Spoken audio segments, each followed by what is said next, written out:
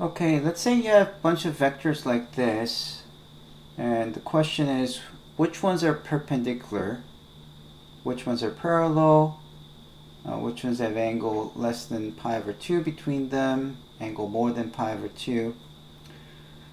So how do we do these questions? Well, it's about a bunch of dot products. So the important thing that you have to know is that if you have two vectors, let's say u and v, and if you compute their dot product, it's 0, that means that the two vectors are perpendicular. Another thing that you have to know is that when two vectors are parallel, that means one vector is like that and the other vector is in the same direction. And the only difference is there's some multiple between them. That's called parallel. And by the way, even if they are exactly the opposite, that's still called parallel. So for parallel, what you need is that two vectors are just multiples of one another. So there's some value k where if you do the scalar multiple of the one, you get the other vector. That's what it means to be parallel. Okay. And then the other one is, how do you know if it's acute? Well, you know that the dot product has the meaning that the dot product is the norm of the two vectors and times the cosine of the angle between, right? So if the angle between the two vectors is less than 90 degrees, we know that cosine is positive, right?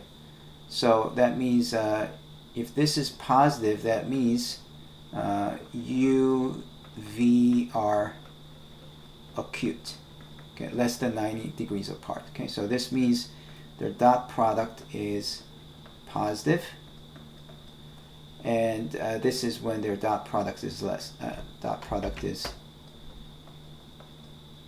than 0. Okay, so other than b, it's all about the dot product. Just compute the dot product, and you just have to know if it's 0 or positive or negative. Okay, so let's just compute a bunch of dot products. What's a dot b? And we'll just do it really quickly. 5 times 1. So dot product is component-wise multiplication you add, right? And you get rid of the I, j, k, the standard unit vectors. So 5 times 1 is 5. 1 times 1/5 is just 1/5. And then negative 1 times 1/5 is negative 1/5. So that's just 5, which is positive. So I know that AB is a pair that's less than 90 degrees because this is positive, right? And then A dot C is 5 times negative 1, that's negative 5. 1 times 5, that's 5. And there's no k value, so it's negative 1 times 0, so that's just 0. So it's just 0. So that would be AC. Okay. And then AD, let's try AD. It's 5 times 1, 1 times 5, so that's 10, negative 6, so that would be 4.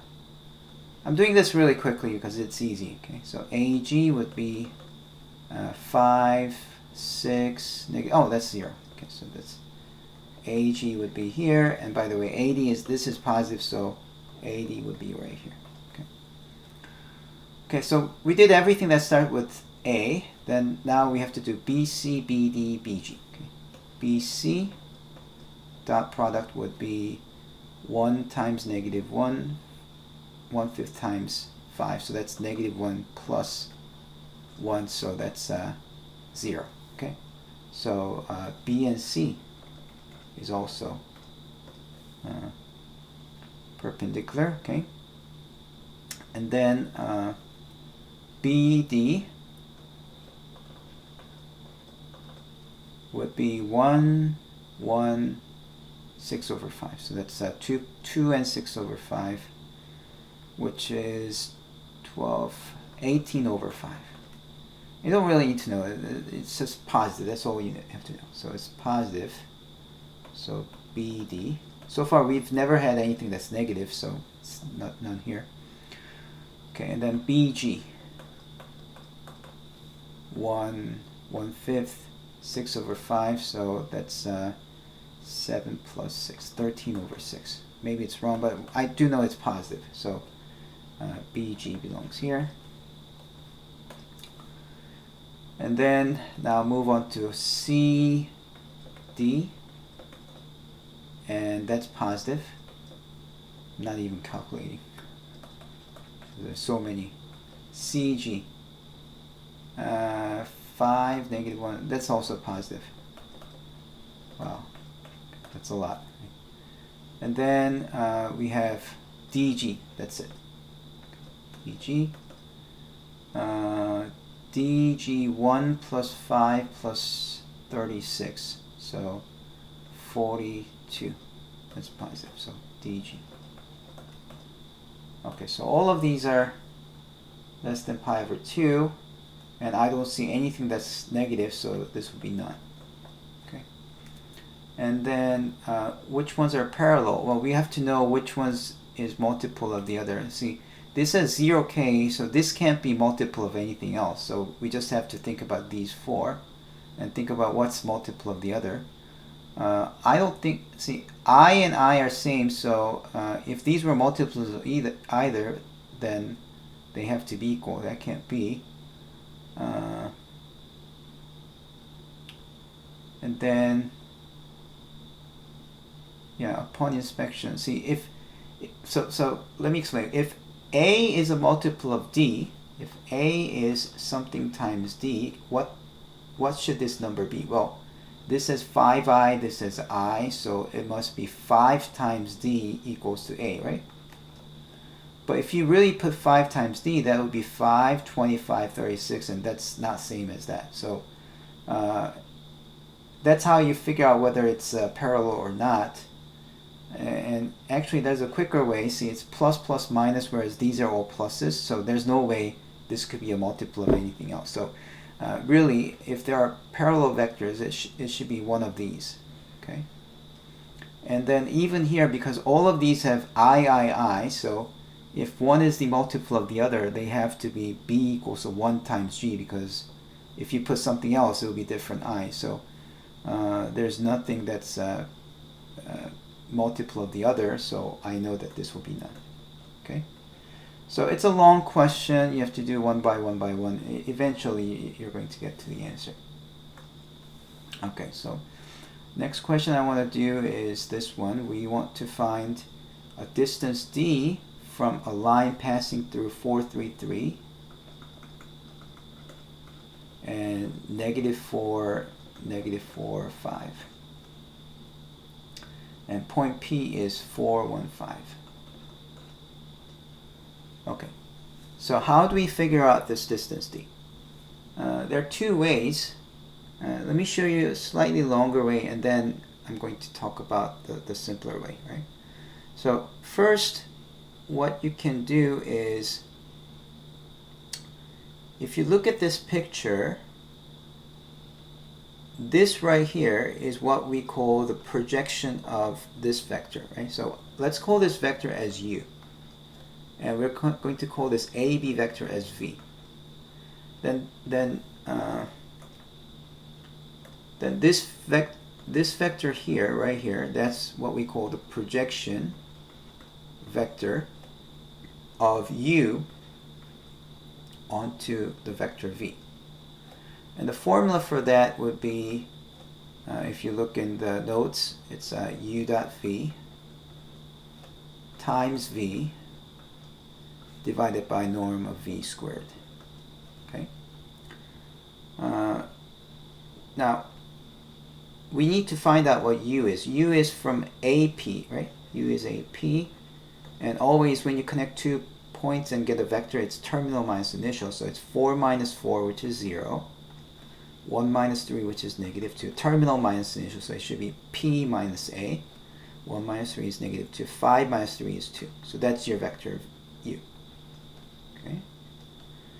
And then vector V is AB vector, so it's B minus A, terminal minus initial. So negative 4 minus 4, which is negative 8. Negative 4 minus 3 is negative 7. 5 minus 3, that's 2. Okay. So now we can actually compute the projection. U dot V is dot product is component-wise multiplication you add, right? So 0 times negative 8 is 0. Negative 2 times negative 7, that's positive 14. 2 times 2 is 4. Times the vector negative 8, negative 7, and 2 over norm squared. So what's the norm? It's negative 8 squared plus negative 7 squared plus 2 squared. That's the norm, but you have to square it so the square root will disappear. So we're going to get 18 times negative 8, negative 7, 2 over square root 64 plus 49 plus 4, 68, 49, 68, that's 7117, okay? So you get, so the square will get rid of this, so you're going to get 18 over 117 times negative 8, negative 7, 2. Now I see that top and bottom are both divisible by 2, so I'm going to divide top and bottom by 9, so it's 2 over 9 times 1, 27, 13. 2 over 13, negative 8, negative 7, and 2. Okay. So then afterwards, what you can do is you can calculate this vector D as follows. See, if I call this vector W, the projection is W, then the W vector plus the D vector is the AP vector. And that's because here's W, here's D, and then this plus this gives you this. That's the triangular law of addition, right? So how do you add two vectors? There are two ways. One is to use the parallelogram. The other is to use the triangular way, which is first write down the first vector, and the second vector you put it so that the initial point is the end point of the first vector, and then you connect the initial of the first vector to the terminal of the second vector. That's what we call the W plus D, right? But in this picture, what's W plus D? It's this one, right? Which is U, right? So you get U vector, okay? So that means the D vector that you want would be U minus W, and so that pretty much explains what must be done, because U vector is 0, negative 2, 2, minus this vector, that's, let's see, what is that? 2 times negative 8, negative 16 over 13, negative 14 over 13, 4 over 13. Okay. And the result is that it's positive 16 over 13. Let's see, this is negative 2, positive 14 over 13, 26, so it'll be negative 12 over 13. Okay. And then this one would be 2 is 26 over 13, 26 minus 4 is 22 over 13. Okay, and then therefore the distance D would be the norm of the vector D, which is 1/13 of the square root. I can pull the 1 over 13 out to make it easier. Actually, let's pull out 2 over 13. So this is 8 times 2 over 13. So 8 squared plus negative 6 squared plus 11 squared. Okay, so you can calculate this, and that should be the answer for this. Okay, that was just way too hard. All right, so let me show you a slightly easier version. just first delete everything I wrote. Okay, so the slightly easier version is to use the formula for the perpendicular projection. And that actually requires the cross product. So if you look at your notes, the perpendicular projection was like this. You do the norm of u cross v, and then you divide that by the norm of v. Okay, so that's how you do the perpendicular projection. And the meaning of that is, see, if I say this is u and that's v, and it's the same story as before. U was 0, -2, 2. Right, 1 minus 3, okay. And then v is equal to -8, -7, 2. So the perpendicular projection was, it's exactly this picture. If you want to project this onto here and you make this triangle, this component right here, the scalar value, this is called the perpendicular projection. And as you can see, it's much easier to use this formula rather than to use that horrible vector projection and all kinds of calculations. So let's use this. So what is u cross v? U cross v is, you have to use the formula for the dot product, which is I, j, k, and then you have 0, -2, 2, -8, -7, and 2. And then you do a row expansion, right? You do a row expansion.